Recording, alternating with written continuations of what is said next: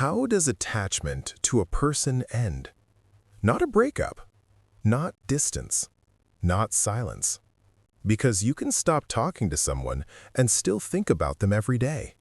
You can unfollow them everywhere and still feel their presence in every decision you make. Attachment doesn't end when the person leaves. It ends when your inner world stops revolving around them. And that's much harder. Today, we're not talking about how relationships end. We're talking about how attachment ends. The invisible bond, the emotional gravity, the quiet dependency you don't even notice until it hurts. This is the part nobody explains. So, let's explain it. Honestly, most people think attachment is love. It's not. Attachment is when your emotional stability depends on someone else. When their mood affects your mood. When their attention gives you energy. When their absence creates anxiety. Love says, I want to be with you. Attachment says, I need you to feel okay. That's why attachment feels so intense. It's not just emotional, it's neurological. Your brain associates this person with safety, validation, meaning, relief from loneliness. They become a shortcut to comfort. And once the brain learns that shortcut, it resists letting it go. That's why attachment doesn't disappear just because you understand it logically. It ends in stages. And the first stage is awareness. This is the most frustrating phase. You already know this attachment is unhealthy. This person isn't good for you, or the connection is already over, but your emotions haven't caught up. You still check your phone, replay conversations, imagine future scenarios, wonder what they're thinking. This is not weakness. This is conditioning. Your brain is still expecting emotional rewards that no longer come. Like pressing an elevator button that doesn't work anymore, but pressing it anyway. At this stage, attachment doesn't end. It fights back. And many people mistake this phase for failure. It's not. It's withdrawal. Attachment ending feels similar to addiction ending, because neurologically it is. Your brain got used to emotional dopamine, their messages, their voice, their approval. Now it's gone. So you feel emptiness, restlessness, irritation, sadness without a clear reason. You don't miss the person, you miss how you felt around them. And this is where most people break. They go back, not because they want the person, but because they want relief. But if you stay, if you don't run away from the discomfort, something important happens. Your brain slowly learns, I can survive without this. And that's powerful. This stage is quiet. No drama, no tears. Just confusion. Because you start asking questions like, who am I without them? What do I do with my time now? What do I want, not what we wanted? Attachment often wraps itself around identity. You didn't just attach to a person, you attached to a role, a future image, a version of yourself. So when attachment loosens, there's a temporary loss of self. This is not emptiness. This is space. And space feels uncomfortable when you're not used to having it. But this is where freedom starts. One day, something strange happens. You think about them, and there's no spike.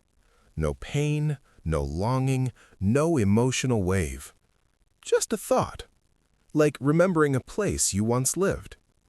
This is when attachment has mostly ended. Not because you forced yourself to forget, but because your nervous system stopped reacting. You don't need closure anymore. You don't need answers. You don't need explanations. Because your peace is no longer dependent on them. And that's the real ending. Some attachments last years. Not because the person was special, but because the void they filled still exists. Attachment ends faster when you build emotional self-sufficiency, you create meaning outside relationships, you learn to regulate emotions alone. If your life stays empty, attachment looks like love. But when your life becomes full, attachment loses its grip. You don't detach from people. You detach from needing them to complete you. So, how does attachment to a person end? Not with a dramatic goodbye, not with blocking, not with time alone. It ends when you stop seeking emotional permission. You stop waiting for validation. You stop organizing your inner world around someone else. Attachment ends when you come back to yourself. And the moment you realize, I am okay, even without this connection, that's the moment attachment dissolves. Not loudly, not suddenly, but permanently. Attachment often survives through a lie, a quiet one. The lie sounds like this: just one more conversation, one last message, one honest explanation. But notice something. That conversation never actually ends attachment, it resets it. Because attachment doesn't need answers, it needs hope. Hope that something will change, you'll finally be understood. The story isn't really over. As long as hope exists, attachment breathes. That's why the hardest part is not letting go of the person, it's letting go of the imagined version of them, the version that never fully existed.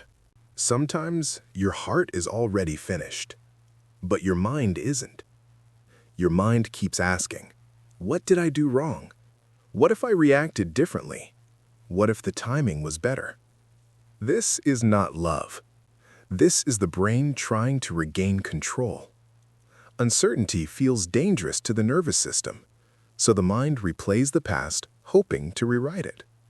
But replaying is not healing. It's resistance. Attachment weakens the moment you accept. There may never be a perfect explanation, and that's okay. Here's something rarely said out loud. Strong attachment often forms when you abandon yourself for someone else. You suppress needs, ignore discomfort, tolerate inconsistency, stay quiet to keep connection. Over time, the relationship becomes a trade. I'll lose parts of myself as long as I don't lose you. So when attachment ends, it hurts not only because you lost them, but because you realize how much of yourself you left behind.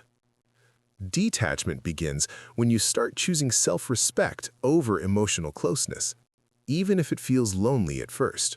Attachment is rarely about the person. It's about fear. Fear of being alone, being unchosen, being replaceable, being unlovable. The person becomes a shield against these fears, so letting go feels like stepping into danger. But here's the truth. Attachment doesn't protect you from pain. It postpones it, and often makes it deeper. The fear fades not when someone stays, but when you realize you can face life without emotional crutches. Pay attention to this milestone. It's subtle.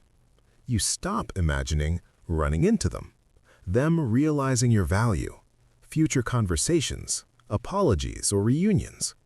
Not because you forced yourself, but because your mind finds those fantasies uninteresting. This is huge. Fantasy is attachment's oxygen. When imagination lets go, reality finally takes over. And reality, while quieter, is much more stable. This stage surprises people. You don't hate them. You don't miss them. You don't want them back.